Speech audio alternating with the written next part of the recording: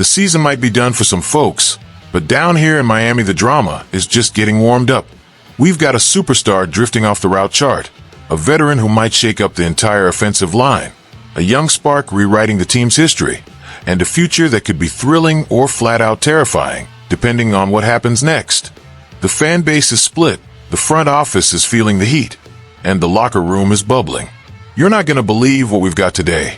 So sit back, hit that like button, and let's get straight into it. Tyreek Hill might be off the field right now, but let's be real. The man doesn't know how to live outside the spotlight, and this week proved it again. In the middle of recovering from a serious ACL injury, he switches his Instagram bio to unemployed. Tell me you didn't feel your stomach drop when that started floating around social media. Dolphins fans lost it. People immediately started imagining a Miami offense without Cheetah, without that one guy who forces defenses to panic before the ball even gets snapped. And then, like the situation wasn't cloudy enough, Tyreek decides to test out a whole new lane music. First, he drops a comment with Luther Campbell saying he wants to become a DJ. Then he confirms it on Twitter, saying he's coming to spin house music near you. And when that video shows up on Instagram with the caption, "Up to something," the type that turned to something #DJ Cheetah, the tone changes. It stops feeling like locker room jokes and turns into Tyreek seriously putting on headphones, locked in, twisting knobs like he's reading a disguised blitz. The scene is wild and honestly kind of symbolic. The crew around him is hyped when he nails a transition. He jumps up, dap after dap, celebrating like he just scored 6. Except now it's on an improvised dance floor. But then comes the part nobody escapes, the internet. Some folks called the mix the worst thing they've ever heard. Others said they love the effort, but it's a terrible DJ set. Meanwhile, another group showed up begging him to spin on the sideline at the next home game and, more importantly, pleading with him to just come back healthy next season. And this is where things get real for the Dolphins. This isn't just Tyreek having fun. It's a sign of how much the physical and mental grind of the NFL is weighing on him. His comments on Armstead's podcast, admitting he doesn't know what the next chapter is, hit hard because his contract, the cap squeeze, and the injury create a fragile situation. If he ever decides to step away from the league, the ripple effect in Miami is massive.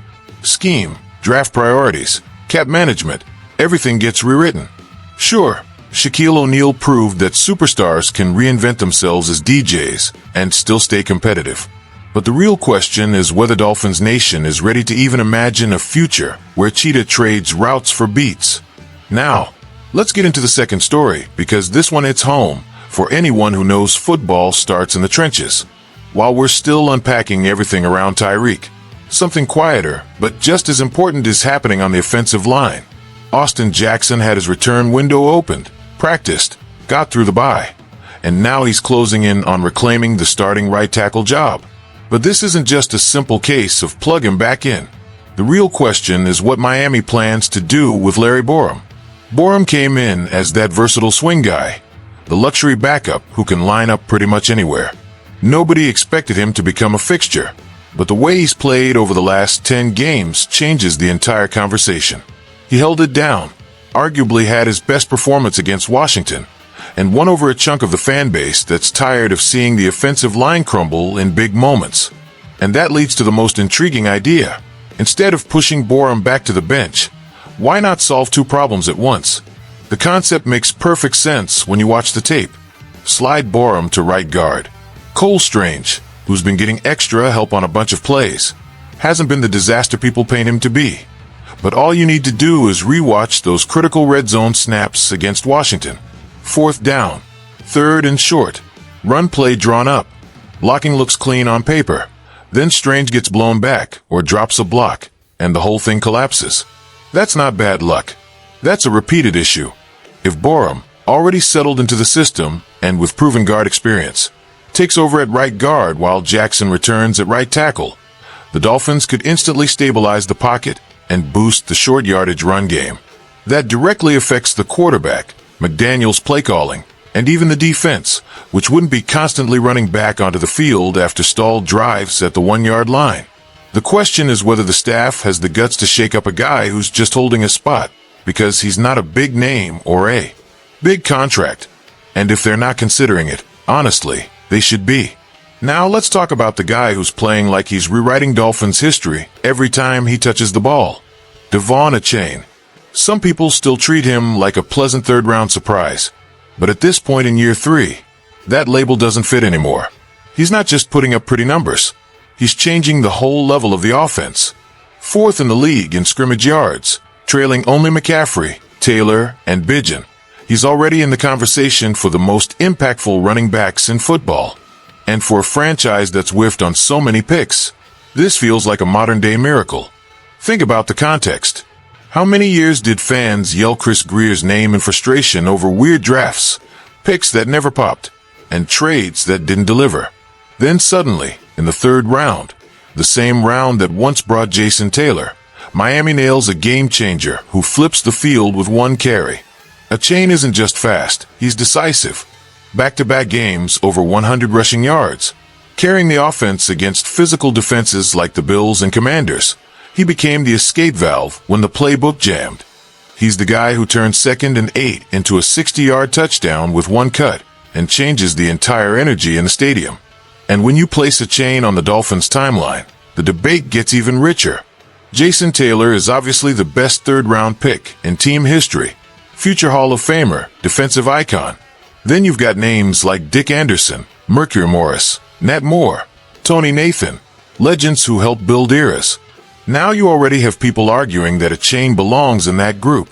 It might sound early, but look at his impact. In less than 3 seasons, he's done more for Miami's explosive offense than a bunch of high-investment backs who came and went without making noise. What makes him even more valuable is the strategic impact. With Achane playing at this level, the Dolphins get total flexibility. Play action becomes more dangerous, defenses stack the box, passing windows open up, and Miami can control the clock in tight games. It helps the quarterback, it protects the defense, and it influences future draft and free agency plans, because you don't have to spend big on the position while you've got a playmaker like this on a rookie deal. At this point, there's no debate about whether Achane was a good pick. The question is how high he'll climb among the franchise greats. So yeah, the Miami Dolphins are staring at a massive crossroads. Tyreek's future, the guts to adjust the offensive line, and Achane's breakout could define the next several years of this franchise. Now I want to hear from you. Which of these 3 situations worries you the most heading into 2025? Drop a comment, hit that like button, subscribe, and share this with Dolphins Nation. Have you stopped to think about what's going on with our Miami Dolphins in this 2025 season? It's a straight-up roller coaster, man. We're out here with our hearts in our hands. We've got news ranging from game-changing signings to trade rumors that could split the fan base in half. Is our GM building a monster or just dreaming way too big? Stick with me, because what's coming next is straight fire. So tell me, do you think this is already the best offseason in Dolphins history? Drop a comment, hit that subscribe button, and join our membership club to support the channel.